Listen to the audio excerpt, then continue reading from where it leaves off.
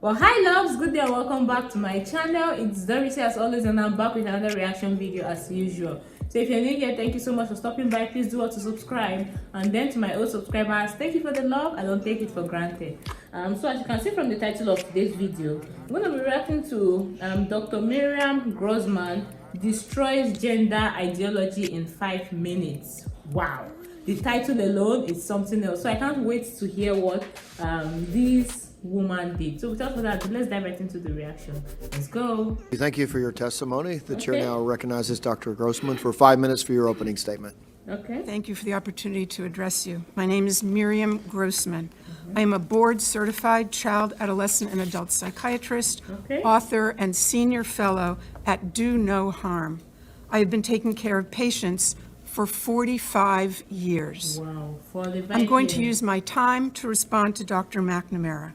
First, I'm struck by her use of the phrase, sex assigned at birth. Sex is not assigned at birth. Okay. Sex is established at conception, and it's recognized at birth, if not earlier. Okay.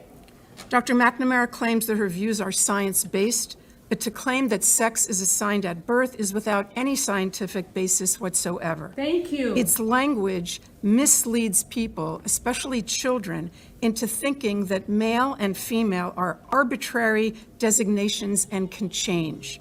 That is simply not true. And it's crazy. Dr. McNamara claims that social and medical interventions are the only evidence-based treatment and that scientific evidence shows it is life-saving. Without it, she's warning us, kids will commit suicide. Well, a growing number of countries have effectively banned the care to which she's referring. And thank God there's been no wave of suicides or other mental health catastrophes. Exactly. 3 years ago, Finland placed strict limitations on medical interventions for minors. Sweden did the same thing after a 14-year-old girl was found to have osteoporosis and spinal fractures from puberty blockers. Wow. An investigation concluded, quote, the risks of anti-puberty and hormone treatment for those under 18 currently outweigh the possible benefits. Of course. The UK conducted a review and called the evidence very low. They've also placed severe restrictions on the care that Dr. McNamara calls life-saving. Norway also analyzed the data and has made similar changes in policy. The National Academy of Medicine in France warned, quote, great medical caution must be taken in children and adolescents given the vulnerability of this population and the many undesirable, even serious complications the therapies cause. Doctors in New Zealand and Australia have published similar statements. Is Dr. McNamara suggesting that all these countries are rejecting evidence-based treatment and placing their kids at risk of suicide? Please answer the question. Regarding that because point I don't of view, understand. Finland's gender expert, Dr. Rita Kaltiela, said, quote, it's purposeful disinformation, the spreading of which is irresponsible. Exactly. All 7 countries, and Florida too, of course, concluded that kids don't need their development interrupted, the girls don't need their periods stopped and their voices lowered, and the boys don't need to grow breasts. What they need is psychotherapy. Yeah. I have other objections to Dr. McNamara's testimony. She insists that her position, only hers, represents standard medical care. What she doesn't want you to know is that there is no standard. There's a debate. There's a fear. Oh my goodness. What is happening? What is this world turning into? What's happening in the world? For heaven's sake. Make it make sense. Let's continue. Debate. And on the side opposite her stand such prominent figures as Stephen Levine, Kenneth Zucker, Paul McHugh, and James Cantor, among others. These doctors are giants in the field. They have been treating transgender patients and gathering data and publishing papers about them, and I mean no disrespect here, but since before Dr. McNamara was born. Okay. The point And is now you are that claiming those to know veteran it all. clinicians and others who have wisdom and experience are ignored because they disagree with the current narrative. They're against medical interventions for the same reason those 7 countries are. There is no evidence of long-term benefit, but there is evidence of harm.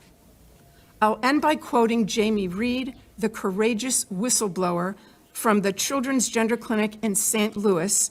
I believe that that hospital receives the medical education funding that we're discussing today. She said that doctors at that clinic said, "We are building the plane while we are flying it." We are building the plane while we are flying it. That's how they described the treatment at their gender clinic. Our precious tax dollars should not support such a perilous experiment. Thank you. Thank you so much, Dr. Miriam. It should not be supported in any way, in any means whatsoever. Like, what is happening? How does that doctor or whatever claim that children are assigned sex at birth? Says who? They're not assigned. Oh my goodness, the world is turning. And I love how she talked about this gender ideology, quoting the right sources and like bringing everything to light. I don't know what's happening. Children that are not even old enough to like make decisions for themselves, they are making such drastic decisions and then trying to blackmail the parents and all of that in the name of if they don't do what, if they're not allowed to do what they want to do, they would end up committing suicide. And really, in countries that all of these are not allowed, how many suicides has happened because of these reasons? You know, it's more like misplaced priorities, because it doesn't make sense to me. How many suicide rates have we seen? And research has shown that the damages outweighs the benefits. So why do we keep doing it?